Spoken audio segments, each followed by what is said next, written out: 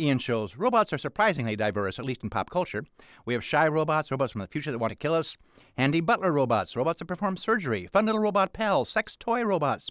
Also, there are many stories and movies about robots who want to become human, variations on the Pinocchio theme, I guess, except robots in these stories, at least, either turn out to be more human than human or more psychopathic.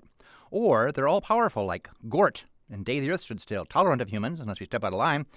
In which case, well, what's one less planet, really? It's like melting a hailstone in a summer storm. There are tropes. Robots are superhuman in some ways, strength, intelligence, but all too human in others, usually self-image. They can't have meaningful sex or appreciate food. This often leads to robot bitterness or sadness, like that movie AI, the weird amalgam of Stanley Kubrick and Steven Spielberg, that offered the incredibly depressing story of a little boy robot who just wants love and winds up being unhappy underwater for eternity. Spoiler alert. Wait, he's saved by aliens at the end, kind of. Hooray. Robots often exist, again at our cultural whim, in roughly the same place migrant workers do. They're there to do the chores we can't or won't do. Pick crops, serve drinks, drive cars, walk in space, walk underwater. We have robocalls. We don't think of those calls as robots, but they are, and they know how to push our buttons. Help the Wounded Police Officer Fund, for example. Robot does not care, but knows how to make us care, or at least make a donation to the fund, or to pay attention to the expired warranty. Not to mention Siri and Alexa, or Roomba, another robot vacuum cleaners that patrol the house on their own. iRobots, the company that makes Roomba, according to Wikipedia, also makes little tank drones.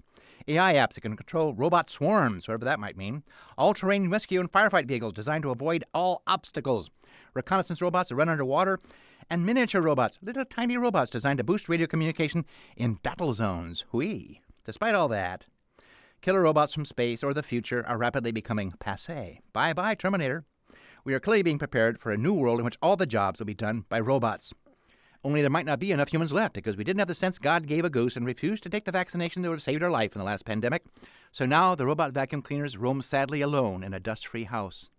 But robots will be programmed to do something about their loneliness. So maybe in the future, they'll come up with artificial humans to keep them company, just to have somebody to robocall about that expired warranty, even though nobody's actually driven a car since 2076.